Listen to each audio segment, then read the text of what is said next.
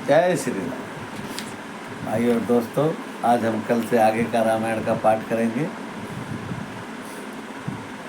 नेक मंत्र सबके मन भामाना, गद सन कहो कृपा निधाना। बाल तन बुद्धि बल गुण धामा, लंका जाओ तात मम कामा।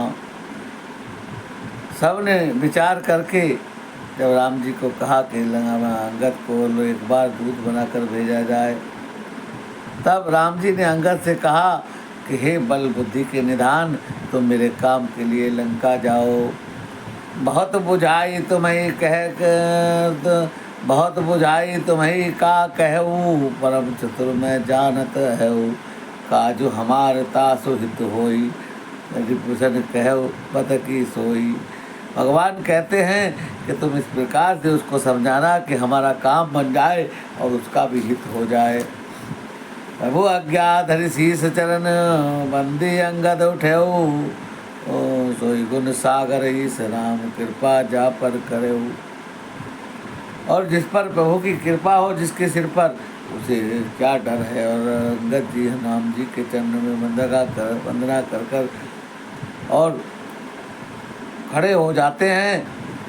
स्वयं सिद्ध सब काज नाथ, मोहिया धरो दियो। हर्षित विचार युवराज, तन पुलकित हर्षित हो। स्वामी के सारे सब कार्य अपने आप सिद्ध हैं।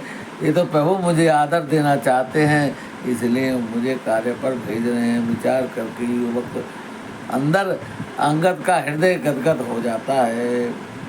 मंदी चरण और धरी प्रभु ताई, अंगद चलो सबे सिर नाई। बहु प्रताप और सहज शंका, रन वाकुरा बाल सुत बंका। सब प्रभु चरणों की वंदना करके हृदय में, और प्रभु का ध्यान हृदय में धरकर अंगद जी से निभा कर और चल देते हैं। पुर बैठत रावण कर बेटा, खेलत रहा सो होई गई बेटा। बात है बात कर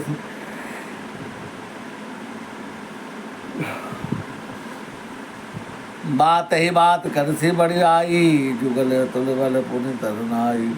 लंका में प्रवेश करते ही रावण के पुत्र से भेंट हो गई। जहाँ खेल रहा था, बातों ही बातों में दोनों में झगड़ा बढ़ गया और दोनों ही तुल बल के धाम है। फिर दोनों की युवा अवस्था है।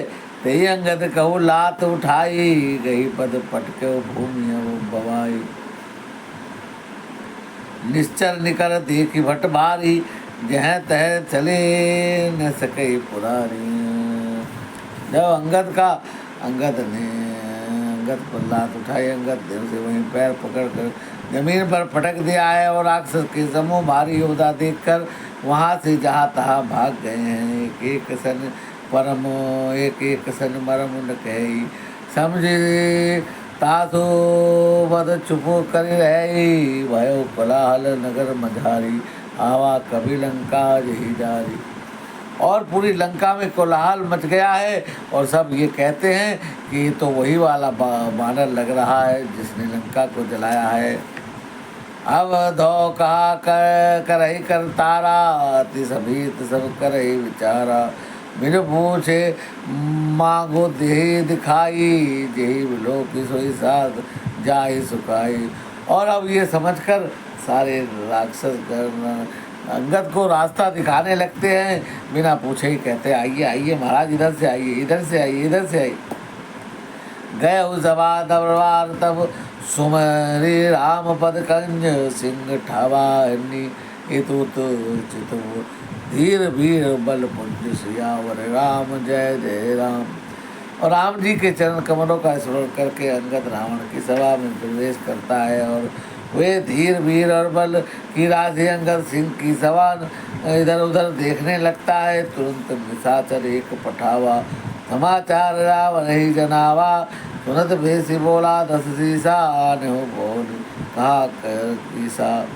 और राक्षस रावण राक्षस अपने निशाचरों से समाचार सुनकर और फिर बाली को अंगद को देखकर रावण हंस के ये बोला है कि बानर तुम कहाँ से आए हो सो पाई दूत बहुधाए।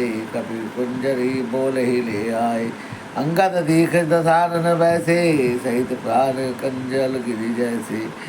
आज्ञा पाकर बहुत से दूत वानरों में हाथी के समान अंगद को बुला लाए हैं, और अंगद ने रावण को ऐसे जैसे दिख रहा है जैसे कोई प्राण युक्त सजीव काजल का पहाड़ हो। भुजा विबट गुरु सुर संग समाना, रोमावली लता जनुनाना। मुख नासिका नयन रुकाना, गिरी कंदरा खो अनुमाना।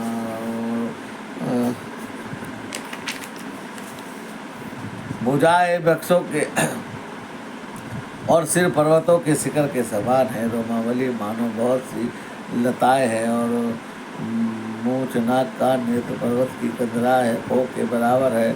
गयो सभा मन नेको नमूरा, बाल तन्य अति बल बाकुरा। सठे सभासद कपि कहू, देखी रावण गुरुभा क्रोध विशेषी। और अत्यंत बलवान बाकी वीर पुत्र अंगद को सभा में, बाली पुत्र अंगद को सभा में देखकर सारे योद्धा उठकर खड़े हो जाते हैं, और रावण को ये देखकर रावण को बड़ा क्रोध आता है। जथा मद गज जूथो महो, पंचानन चली जाई। राम प्रताप सुमरी मन, बैठ सभा सिरुनाई।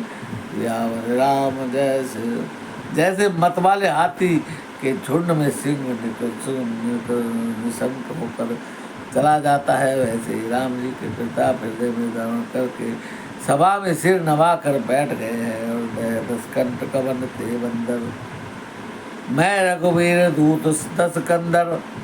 अब रावण सवाल जवाब करता है। रावण पूछता है कि भाई तुम कौन, कहाँ से कौन मन से बंदर हो। अंगद जी कहते हैं कि मैं राम जी का दूत हूँ रावण।